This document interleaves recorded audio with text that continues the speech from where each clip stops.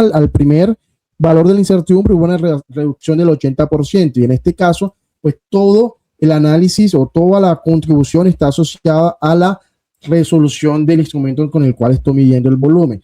Toda medición tiene incertidumbre, incluso cuando usamos el mejor instrumento en un laboratorio. Si tú trabajas en metrología, si trabajas en calibración, si trabajas bajo la norma ISO 17025, no basta con medir. Tienes que demostrar qué tan confiable es el resultado de tu medición.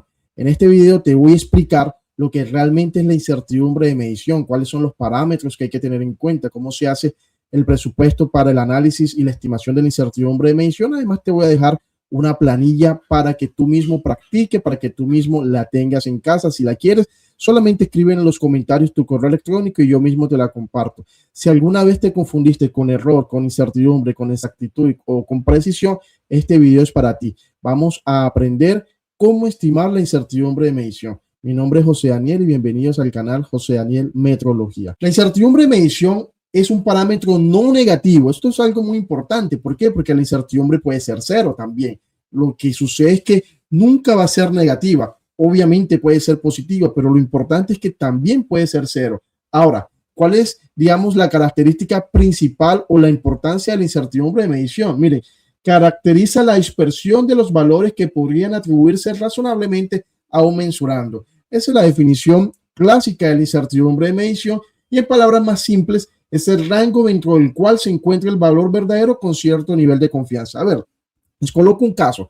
Sucede que en la práctica nunca vamos a conocer el valor verdadero de la medición. De hecho, el vocabulario internacional de metrología dice que el valor verdadero es imposible de conocer. Es imposible de conocer. Lo que nosotros tenemos es un valor verdadero convencional. Entonces, ¿qué sucede? La incertidumbre asociada a la medición lo que te da es un intervalo en el cual se encuentra ese valor verdadero dentro de un nivel de probabilidad asociado. Si es incertidumbre cero, obviamente el valor verdadero va a ser igual al valor verdadero convencional, pero en la práctica eso no sucede. En la práctica, como dije en el inicio, siempre vas a tener, aunque midas con el mejor instrumento, vas a tener una incertidumbre, es decir, vas a tener una desviación en relación al valor verdadero.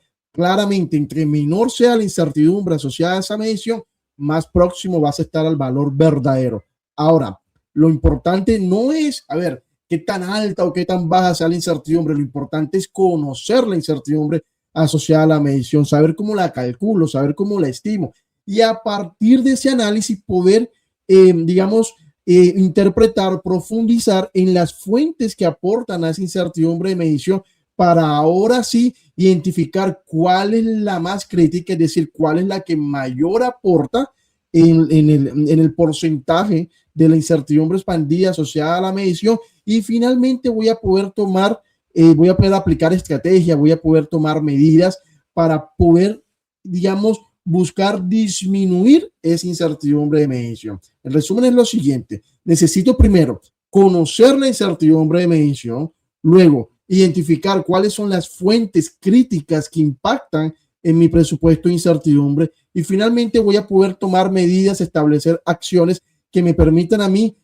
disminuir la incertidumbre asociada a la medición. Todo eso lo vas a aprender aquí. Tenemos una planilla que te vamos a compartir, pero antes de compartirte la planilla, quiero mostrarte algunas cosas importantes. A ver, dentro del análisis de incertidumbre tenemos la famosa tipo A y la famosa tipo B. ¿Qué es eso de la tipo A o la tipo B? Digamos que hacen parte de los tipos de incertidumbre asociada a la medición. La tipo A, como bien sabemos, o si es primera vez que estás, digamos, viendo un video sobre incertidumbre, te digo que la incertidumbre tipo A es aquella que se evalúa por métodos estadísticos, por medio de una desviación estándar. Tú calculas la varianza y la raíz cuadrada positiva de la varianza es la desviación estándar. Tú la divides entre la raíz del número de datos que tú tengas y vas a tener la incertidumbre tipo A. Es decir, estás asociada al hecho de hacer varias mediciones. ¿Con el fin de qué? Con el fin exactamente de evaluar la dispersión de esos datos. Si tú no tienes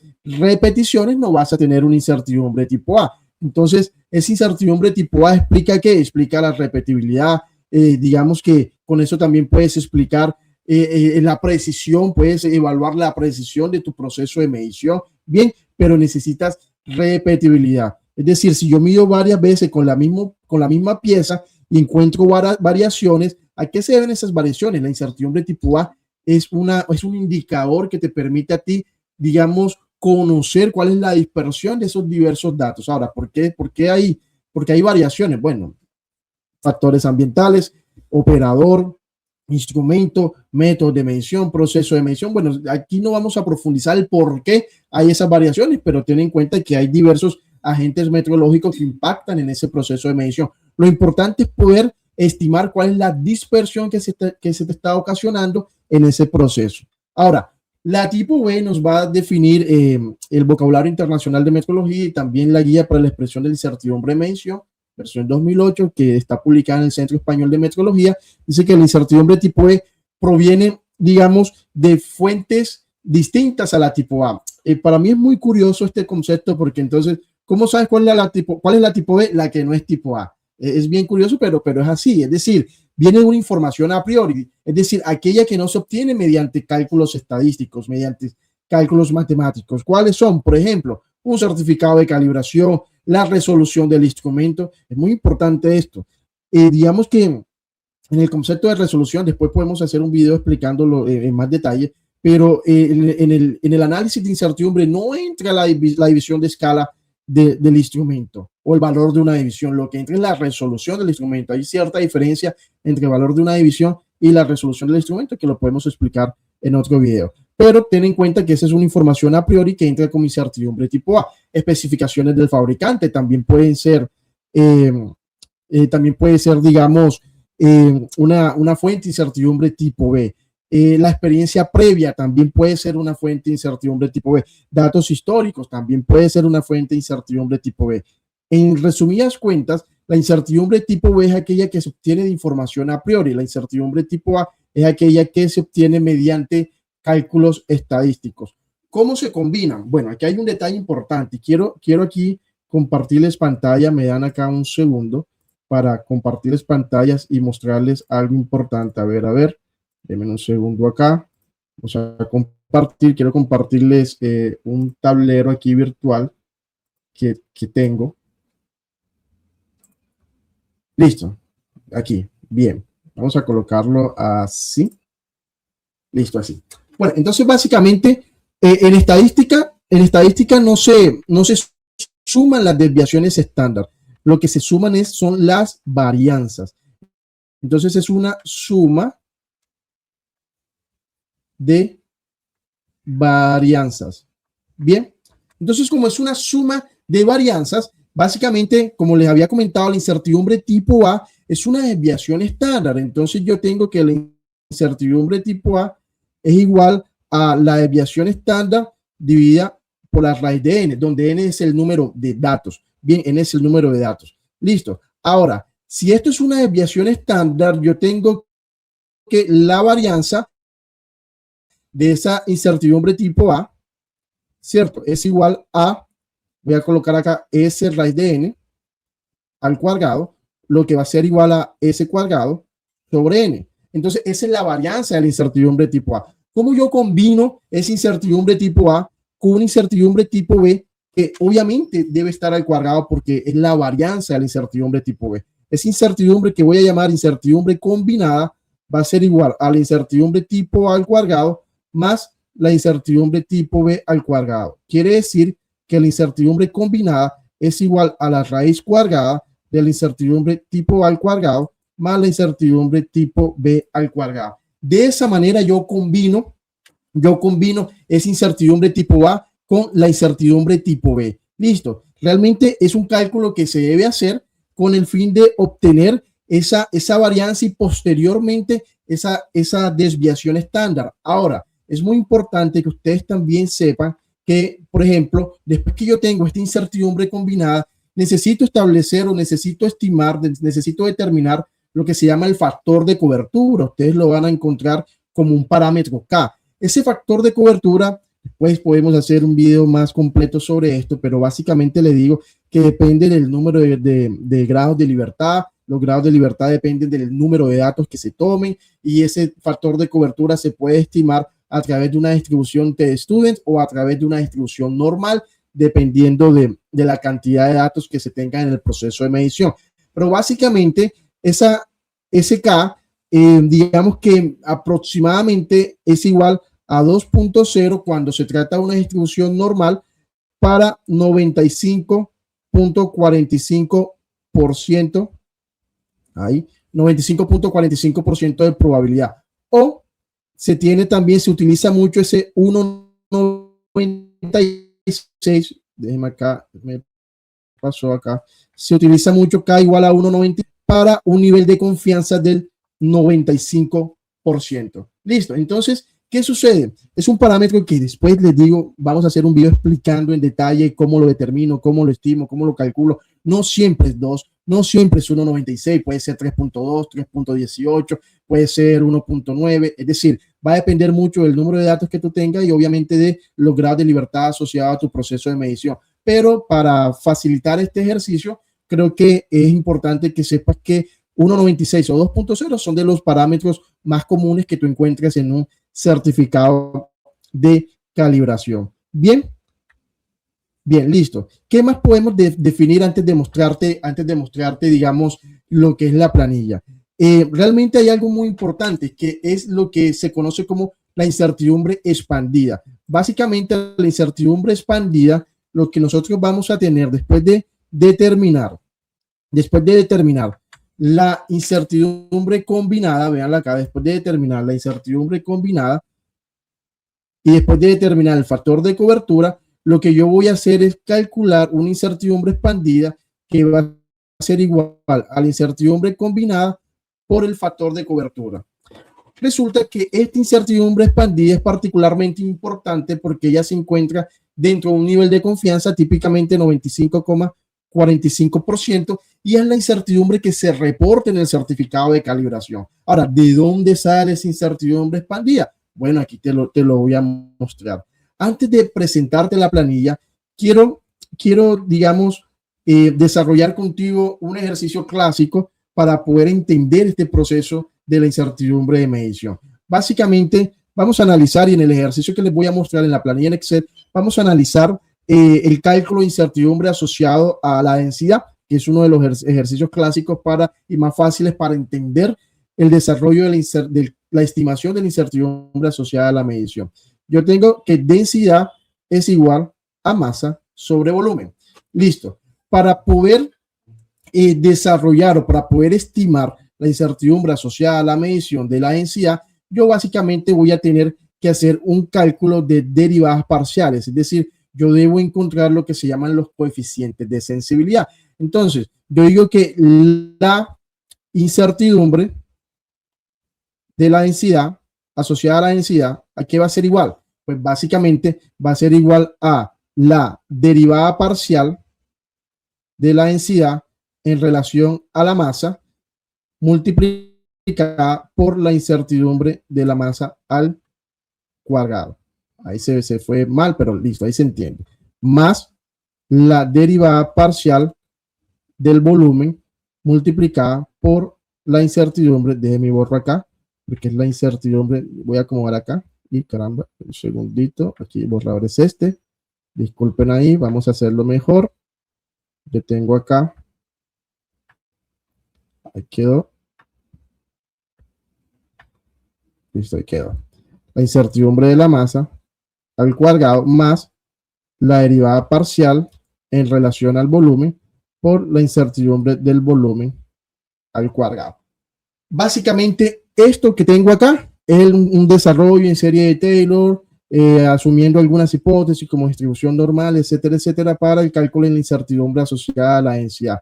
Bien,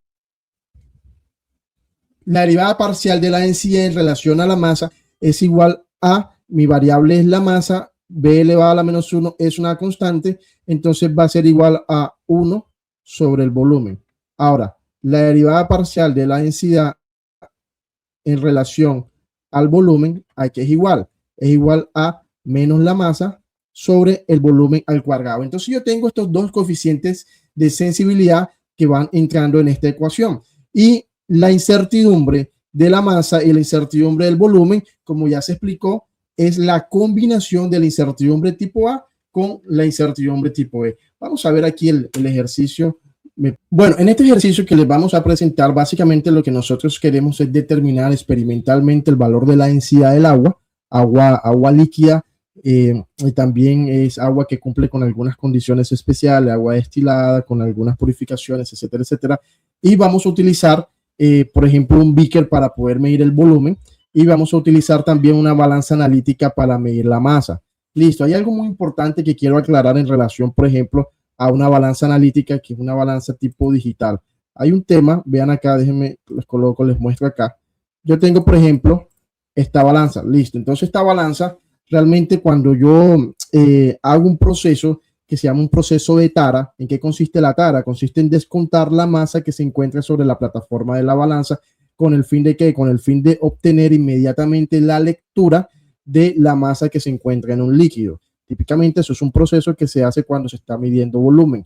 Ahora, es muy importante que ustedes sepan, los que están viendo este video, que el hecho de tarar o no tarar la balanza, es decir, el hecho de que yo utilice la balanza digital aplicando la función tara y el hecho de que no la utilice aplicando la función tara, en el resultado de la medición, de lo mejor, en el resultado de la medida de la masa, no vas a tener probablemente ninguna variación. Tú puedes tomar, digamos, tarando la balanza, puedes hacer la lectura de la masa inmediatamente en la báscula, en la balanza, o puedes hacer, digamos, sin tarar la balanza, la masa de recipiente vacío, la masa de recipiente lleno, y vas a tener la diferencia de las dos, te va a dar el resultado de la medida, te va a dar el valor de la masa. Ahí no vas a tener ningún inconveniente, pero probablemente, muy probablemente, en el cálculo de la incertidumbre de medición, ahí sí vas a tener diferencias, porque recuerda que la incertidumbre de medición está asociada también al proceso de medición. Una cosa es que tú realices la medición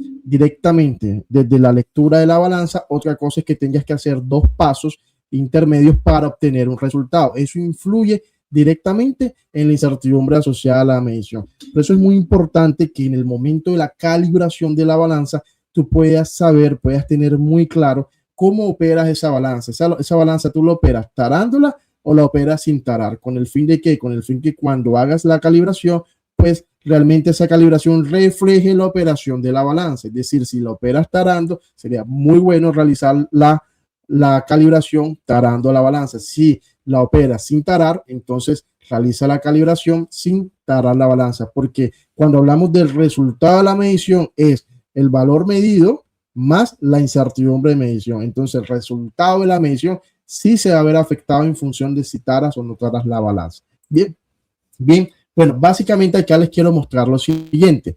Digamos que en este proceso yo tengo que una probeta y tengo agua líquida, y yo necesito, para determinar la densidad del agua, pues necesito medir la masa del líquido y necesito medir el volumen. Con esta báscula que tengo acá, pues o esta balanza analítica, perdón, yo mido acá la masa del líquido, y con la probeta que tengo acá yo mido el volumen. Pero hay un detalle muy importante en esta medición que también quería llamar la atención. Cuando yo quiero determinar, digamos, la densidad del agua, yo voy a necesitar también de la temperatura. Entonces, de la temperatura del agua. Ahora, esa temperatura del agua ya pues va a variar dependiendo de cómo la mida. Miren acá el proceso. Entonces, yo voy a tener un proceso de inmersión parcial, voy a tener un proceso de inmersión total, o voy a tener un proceso de inmersión completa. Eso también hay que tenerlo en cuenta, porque dependiendo de eso, ahí voy a tener que aplicar algunas correcciones al valor de temperatura medido. Entonces yo tengo acá, por ejemplo, termómetro de líquido en vidrio, yo tengo acá inmersión total, tengo aquí cuál es la ecuación para determinar la temperatura corregida, y tengo acá obviamente los coeficientes de sensibilidad para poder determinar ese valor realmente corregido. Y tengo acá también cuando tengo el proceso del termómetro de líquido en vidrio de inmersión parcial. Listo, que es típicamente el caso cuando digamos que la columna de mercurio, véanlo acá, la columna de mercurio no está completamente sumergida en el líquido. En el caso de la inmersión total, la columna de mercurio está completamente sumergida en el líquido, y en el caso de inmersión completa, todo el instrumento está completamente sumergido en el líquido. ¿Qué impacta eso? Pues básicamente el mercurio es un metal, y al tener contacto con el aire atmosférico y con el líquido, hay un proceso de transferencia de calor por convección, donde se tiene un líquido en movimiento, que sería el agua, y donde se tiene un fluido en movimiento, que sería el aire. Entonces se produce digamos, el mecanismo de transferencia de calor por convección a los alrededores, y en el interior de la pared, como digamos, el aire o las moléculas de aire que están adheridas al vidrio del termómetro se encuentran con velocidad cero. Entonces en la pared exactamente hay un mecanismo de transferencia de calor que se llama conducción. En otras palabras, tú vas a tener en ese proceso de medición de temperatura dos mecanismos de transferencia de calor que influyen en el proceso. Uno es la transferencia de calor por convección debido al fluido que se está moviendo a los alrededores, y el otro es el mecanismo de transferencia de calor por conducción debido a las moléculas de aire que se encuentran adheridas a la pared del vidrio, y que obviamente todos se encuentran a temperaturas distintas, que es la principal causa de la transferencia de calor. Entonces te lo comento para que lo tengas presente en tus procesos experimentales. Dicho esto, bueno, si tienes alguna duda hasta el momento, escríbame a mi correo electrónico jdmetrología@gmail.com, o déjame debajo tus comentarios con tus preguntas, y con todo gusto, si puedo, te la contesto. Básicamente, entonces vamos acá. Nosotros tenemos aquí, a manera de ejercicio metodológico de enseñanza-aprendizaje, tenemos aquí unos datos experimentales, tenemos la medición de masa. Vamos a asumir que hicimos 10 medidas. Recordemos algo importante: una cosa es la medida, otra cosa es la medición. La medición es el acto de medir, la medida es el resultado de ese proceso de medición. Bien, entonces nosotros tenemos 10 medidas. Tenemos que para cada caso nosotros medimos la masa, y con la probeta medimos el volumen, medimos la masa, medimos el volumen, medimos la masa, medimos el volumen, y así nosotros tenemos 10 datos. Para cada medida de masa vamos a tener un respectivo valor asociado al volumen. De estos 10 datos nosotros calculamos acá el promedio de tanto para la medición de masa como para la medición de volumen, y podemos determinar la desviación estándar tanto para la medición de masa como para la medición de volumen. Las unidades son gramos y mililitros. Bien, vamos a tener acá entonces el cálculo de la densidad. Pasamos estas unidades de gramos y mililitros, las pasamos a kilogramos y a metros cúbicos, y podemos calcular la densidad en relación a estas unidades, kilogramos y metros cúbicos. Hasta aquí es muy elemental, no hay ningún inconveniente. ¿Qué sucede? Este es el desarrollo que les mostré anteriormente. Densidad es igual a masa sobre volumen. Vamos a ampliarlo acá un poco. Tenemos acá la ecuación, la derivada parcial de la densidad en relación a la masa. Aquí dividimos tipo A y tipo B, tanto para la masa como para el volumen. Los coeficientes de sensibilidad: aquí no es masa, aquí es volumen. Véanlo acá, aquí me equivoqué, no es masa, es volumen. Bien, y tenemos acá, ya podemos reemplazar aquí la densidad, la incertidumbre asociada a la densidad. Reemplazamos acá los coeficientes de sensibilidad: 1 sobre volumen por la incertidumbre de la masa tipo A, 1 sobre el volumen por la incertidumbre de la masa tipo B. Aquí sería masa sobre el volumen al cuadrado negativo por la incertidumbre del volumen tipo A, y acá por la incertidumbre del volumen tipo B. ¿Cuál es el objetivo ahora? Bueno, vamos a entender algunas cosas importantes, algunas cosas muy importantes. Este valor del volumen que nosotros vemos acá en el coeficiente de sensibilidad es el promedio, ese lo que se llama en estadística la esperanza matemática, el valor promedio. Como los datos son normalmente distribuidos, o por lo menos esa es la hipótesis fundamental que se realiza, asumimos que esa esperanza matemática es igual a la media aritmética. Por eso es que nosotros calculamos acá el promedio tanto de la masa como el volumen. Bien, acá nosotros tenemos masa sobre volumen al cuadrado. Entonces esta masa es el promedio de la masa, y este volumen es el promedio del volumen. Listo, hasta ahí no hay ningún problema con los coeficientes de sensibilidad. Ahora, para esta incertidumbre de la masa tipo A, ¿cómo la determinamos? Bueno, ahí vamos a tener que la incertidumbre de la masa tipo A va a ser la desviación estándar, que ya la determinamos acá, dividido sobre raíz de n. ¿Se acuerdan? Retrocedan el video y ahí se van a encontrar lo que colocamos en el tablero. Raíz de n. Esa n es el número de datos que tenemos, son 10 datos. Bien, entonces ya podemos calcular esta incertidumbre de la masa tipo A. Para la incertidumbre del volumen tipo A, igual. La desviación estándar del volumen, que la podemos tener acá, mucho cuidado con el tema de las unidades, dividida por la raíz de n. Bien, ahora, la incertidumbre tipo B, ¿de dónde sale? Bueno, como no tenemos una información a priori, digamos, distinta a la resolución del instrumento, véanlo acá, la resolución del instrumento y de la división de escala, fíjense algo, aquí me dicen que la resolución de esta balanza analítica es de 0,0001 gramos. Entonces, yo tomo esto como resolución. Ahora, la división de escala aquí es 10. La división de escala de esta, vamos a asumir que nosotros medimos a manera de ejercicio, no medimos con la probeta, sino medimos con este vaso precipitado. Entonces, la división de escala son 10 ml. Bien, entonces yo puedo decir que la resolución es digamos, la mitad de la división de escala, vamos a decir que es 5. Listo. Entonces, la resolución es la variación perceptible en la indicación, en la escala del instrumento. La variación perceptible en la escala del instrumento. Entonces, acá yo puedo decir que varía la mitad de una división. Yo tengo aquí 5 ml. Listo. Bien. Ya con todo esto, yo voy a poder determinar entonces esa incertidumbre tipo B, tanto de la masa como del volumen, que ya te lo voy a mostrar.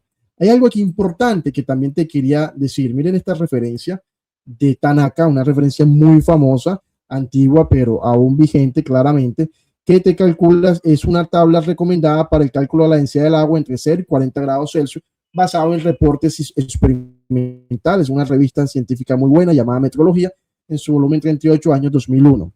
Bien, entonces tenemos acá una ecuación que te permite determinar la densidad del agua a partir de qué, a partir de la temperatura, a partir de la temperatura del agua. Eso también lo pueden hacer, lo pueden verificar. Aquí tienen la ecuación, tienen los coeficientes. Es solamente determinar la temperatura para poder calcular la densidad.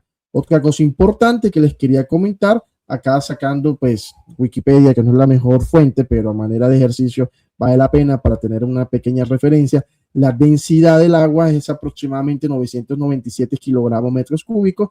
Con estos datos experimentales nos da 931, 934, 1011 y bueno, va a depender obviamente de, digamos, los datos experimentales que tú tengas en tu momento. Ahora sí, vamos al cálculo de la incertidumbre. Bien, entonces en el cálculo de la incertidumbre, esta es la planilla que te quiero regalar. De nuevo, si la quieres, deja aquí en los comentarios tu correo electrónico y la comparto. Básicamente les explico lo siguiente. Nosotros tenemos la incertidumbre tipo A, todos estos parámetros que tenemos acá en esta tabla. Miren acá, ¿cuáles son las fuentes? ¿Cuál es el presupuesto de incertidumbre? Aquí tenemos aquella fuente asociada a la medición de la masa, el hecho de que yo medí varias veces, y asociada a la medición del volumen, el hecho de que yo medí varias veces el volumen. Pues yo tengo acá el promedio, que lo tomo de mi tabla anterior, tengo la desviación estándar de cada uno de esos datos, y obviamente pues aquí para llevar un orden tengo la unidad en cada una de esas magnitudes. Los datos de los números número de medidas que yo tomé, en este caso aquí lo tengo automático, me cuenta enseguida cuál es la cantidad de datos que tengo, 10 para cada caso. Y obviamente también tengo acá el cálculo de la incertidumbre tipo B. Ya les voy a decir cómo lo determino inmediatamente. A ver, yo tengo acá un divisor para cada uno. Bueno, cuando hablemos de la tipo B les comento, pero en el caso de la tipo A yo tengo un divisor para cada uno, que es la raíz de n. La raíz de n es la raíz del número de datos que tengo acá. Bien, en este caso son 10, hasta ahí no hay ningún inconveniente. Calculo el coeficiente de sensibilidad, que básicamente es 1 dividido sobre el promedio del volumen, como ya se los había mostrado, y en este caso es la masa dividida por el volumen al cuadrado. Listo, determino la incertidumbre estándar, bien, que es esa incertidumbre tipo A. La incertidumbre tipo A, la desviación estándar sobre la raíz de n para el caso de la masa y para el caso del volumen también, para efecto de determinar un parámetro llamado los grados de libertad efectivo, los grados efectivos de libertad por medio de una ecuación que se las voy a mostrar acá. Aquí está la ecuación que se llama ecuación de Wells-Satterthwaite, que te permite encontrar el número de grados de libertad efectivo. Entonces yo hago acá un cálculo de el coeficiente de sensibilidad por la incertidumbre al cuadrado y el coeficiente de sensibilidad por la incertidumbre a la 4. Bien, y el número de grados de libertad es n-1. Por el momento te lo digo así, n-1. Después puedo explicar en más detalles cómo en qué consiste este tema de los grados de libertad. Bien, hasta ahí no hay inconvenientes con la incertidumbre tipo A. Vamos ahora a la incertidumbre tipo B. Entonces, ¿cuáles son las fuentes? Bueno, es aquella asociada a la resolución de la balanza y aquella asociada a la resolución del Beaker. Entonces, la resolución de la balanza, aquí lo tengo para mantener, digamos, las unidades. Esto ya es con las unidades, pues, convertidas en kilogramos. Y la resolución del Beaker, pues, también ya con las unidades convertidas a metros cúbicos. Por eso es muy importante mantener la unidad para que no te vayas a confundir con esto. Bien, aquí viene el punto de el cálculo de esa incertidumbre tipo B. Yo voy a asociarlo a una distribución rectangular de probabilidades. Puede ser una distribución triangular, puede ser una distribución en U, pero por el momento vamos a dejarlo en una distribución rectangular. En ese caso, la distribución rectangular tiene un divisor, que es raíz de 3. Ese es un divisor, que es la raíz de 3. Bien, para cada uno de los casos. Si yo tengo acá una distribución triangular, voy a tener que el divisor va a ser raíz de 6. Bien, pero asumiendo una distribución rectangular, mi divisor es raíz de 3. Entonces, ¿cómo calculo aquí la incertidumbre tipo B? La incertidumbre tipo B, voy a tomar la mitad de la resolución. Yo puedo hacerlo acá así, da lo mismo. La mitad de la resolución dividido la mitad de la resolución dividido por raíz de 3. Listo. Vean acá que dio exactamente el mismo valor, claramente. Yo tengo la mitad de la resolución dividido por la raíz de 3. Y acá yo puedo también, obviamente, hacer exactamente lo mismo. Vamos a colocarlo aquí, pegar fórmula. Y tengo la mitad de la resolución dividido por la raíz de 3. Eso es todo un tratamiento estadístico, una demostración para estimar cuál es la desviación estándar asociada a una distribución rectangular, que es un parámetro A, que es el centro de la distribución, dividido por 2 raíz de 3, o la mitad del parámetro A dividido por la raíz de 3. Eso es un análisis estadístico. De ahí sale este divisor de la distribución de probabilidad. Bien, yo tengo entonces que calculo para efecto de grado de libertad el coeficiente de sensibilidad por la incertidumbre al cuadrado y el coeficiente de sensibilidad por la incertidumbre a la 4. Cuando yo tengo, en el caso de la incertidumbre tipo B, el grado de libertad, los grados de libertad son infinitos, es decir, un número tan grande que tiende al infinito. Bien, entonces, para que lo tengan en cuenta. Ahora vamos a los resultados consolidados. En los resultados consolidados, pues yo voy a tener entonces, ¿cuál es la magnitud objetivo? Yo voy a decir que la magnitud objetivo es la densidad y que el valor estimado, es decir, densidad es igual a masa sobre volumen, que es la formulación matemática inicial en la que se basa todo este desarrollo, es igual a 932. Bien, yo lo saco de los datos. La incertidumbre combinada, véanlo acá. La incertidumbre combinada básicamente va a ser la raíz cuadrada de la suma de estos parámetros. Miren cómo facilita poder colocar en una tabla todos estos parámetros. Bien, ahí lo tengo. La incertidumbre combinada. Los grados de libertad efectivo, bueno, ahí aplico esta ecuación de Wells-Satterthwaite. Miren que me facilita poder determinar estos parámetros a la 4 para poder calcular los grados de libertad efectivo. Ustedes me miren acá que hay un 1 seguido de muchos ceros, un 1 seguido de muchos ceros. Eso es lo que para Excel eso representa infinito. Obviamente eso va a ser 0. Esta división va a ser 0, pero digamos que a manera de ejemplo lo he colocado así con un número 1 seguido de muchísimos ceros que representa un número muy grande que se lo reconoce como infinito. Bien, tenemos también acá el factor de cobertura. Miren que les comentaba que ese factor de cobertura viene de una distribución T-de-Student o de la inversa de una distribución T-de-Student. Aquí se tiene digamos, el cálculo o la estimación del factor de cobertura para un nivel de confianza del 95%.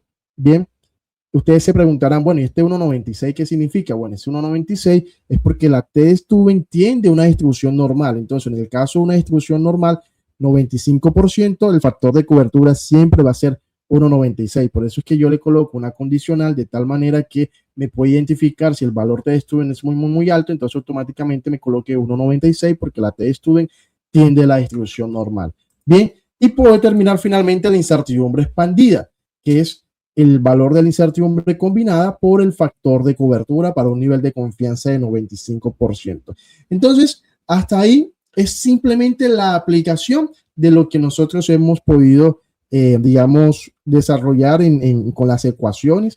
Pero ahora viene una pregunta importante, listo. Esa es mi incertidumbre. Digamos aquí, vamos a anotarlo acá, 106. Listo.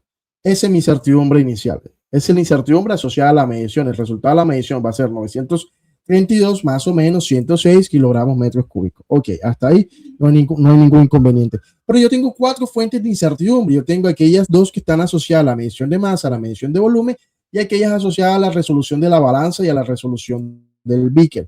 Entonces, ¿cuál de ellas me influye más. Entonces aquí es donde yo hago este cálculo muy importante. Miren aquí, contribución en el cálculo de la incertidumbre expandida. Yo tengo que digamos, este parámetro de esta incertidumbre combinada, véanlo acá, la de 16 al cuadrado, yo voy a dividir, ojo, este parámetro entre la incertidumbre combinada al cuadrado. La incertidumbre combinada al cuadrado. Voy a dividir esto para encontrar la contribución porcentual. Bien, para cada una de esas fuentes de incertidumbre. Y aquí, si yo sumo esto con esto, con esto y con esto, me tiene que dar 100%. Véanlo acá. No sé si lo alcanzan a ver. Creo que no. Pero vamos a sumarlo acá. Solamente a manera de ejemplo. Esto, más esto, más esto, más esto. Me tiene que dar 100%. Aquí está, 100%. Porque es la contribución total. De aquí nosotros podemos identificar fácilmente que estos 106, 96,5% corresponde a la resolución del beaker, de la probeta o de aquel instrumento con el que estés midiendo el volumen. ¿Qué va a suceder? Pues básicamente, y yo puedo identificar claramente una acción de mejora. Entonces yo digo acá, por ejemplo, que ya la resolución no va a ser de 5 ml, sino de 1 ml. Yo mejoro el instrumento, mejoro incluso el operador y ahí yo puedo mejorar la resolución del instrumento. Entonces, a manera de ejemplo, si yo coloco 1 ml, ¿qué va a suceder acá? Miren cómo mejora la cosa. La incertidumbre expandida ahora pasó a 29, de 106 bajó a 29. Hubo una mejora del 73%. Entonces ya yo puedo identificar, miren cómo se modifican estos valores.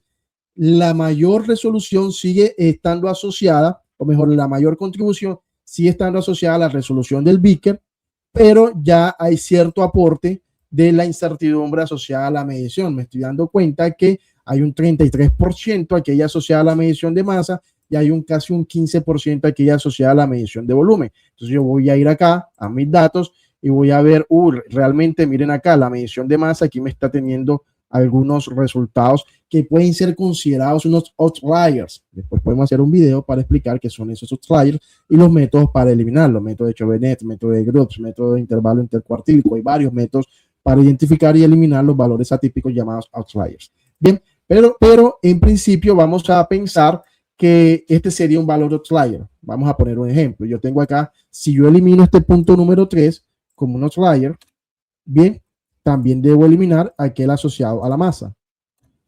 Listo, a la masa y al volumen. Vamos a decir que acá hay otro dato. Entonces, este también es un valor outlier, por ejemplo, si yo lo identifico. Entonces, yo lo elimino. ¿Qué va a suceder? Me va a cambiar el promedio, me va a cambiar la desviación estándar, me va a cambiar absolutamente todo y también me va a cambiar el número de datos. Por tanto, todas las contribuciones me van a cambiar. Entonces, miren acá, me aumentó la incertidumbre, pero yo me sigo dando cuenta que tengo problemas en la medición de masa. Entonces, tengo que seguir analizando los datos. Entonces, acá en la medición de masa, vean acá, yo vengo acá y elimino con mi método de eliminación de outlier, encuentro que es un outlier también, y aquí voy a encontrar esta nueva variación. Entonces, cuando ya aplico un método de eliminación de outliers, ya no tengo 10 datos, ahora tengo 7 datos, bien, y la incertidumbre asociada a la medición me sigue mostrando acá que sigo teniendo un problema en la medición de masa. Me dice que tengo un aporte del 52,4%. Vamos a mirar acá. Yo tengo acá los datos y claramente, vean acá, aquí hay una diferencia, vean acá, una diferencia, aquí tengo 96, 96, aquí 96, 96, queda, miren esta diferencia, está quedando casi prácticamente en la última indicación en la última, digamos, en el último dígito de la medición de masa. Bien, listo. Pero también tenemos acá el punto número 9 que me indica 25,97 27 gramos. Listo. Entonces, ¿qué identifico yo? Bueno, identifico que este es un valor outlier. Como elimino el valor de masa, elimino también el valor de volumen. ¿Qué va a pasar? Acá, miren acá, yo tengo acá 6 datos. Entonces, fíjense lo siguiente. Ya hubo una disminución en la incertidumbre expandida. Ahora es 21 kilogramos sobre metros cúbicos. Entonces, fíjense aquí en relación al primer valor de la incertidumbre hubo una reducción del 80%. Y en este caso, pues todo el análisis o toda la contribución está asociada a la resolución del instrumento con el cual estoy midiendo el volumen. Con esta planilla muy sencilla, tú puedes identificar cuáles son las fuentes que más contribuyen al presupuesto de incertidumbre y aplicando técnicas de eliminación de valores atípicos o valores outlier, como por ejemplo Chauvenet, como por ejemplo Dixon, como por ejemplo Groups, como por ejemplo intervalo intercuartílico, tú puedes identificar esos valores, los eliminas de tu serie de datos y toda la contribución va a estar asociada a la resolución del instrumento. Ahora, ya ahí tú vas a tomar decisiones, si mejora el instrumento, si cambia el instrumento, bueno, ya ahí tú evalúas costo-beneficio del laboratorio, de tu proceso de medición y tomas la decisión. Recuerda que si te gustó, si tienes alguna duda y sobre todo si quieres la planilla, escríbeme en los comentarios qué te pareció, escríbeme en los comentarios tu correo electrónico y con todo gusto en 24 horas te comparto la planilla. Nos vemos en el próximo video.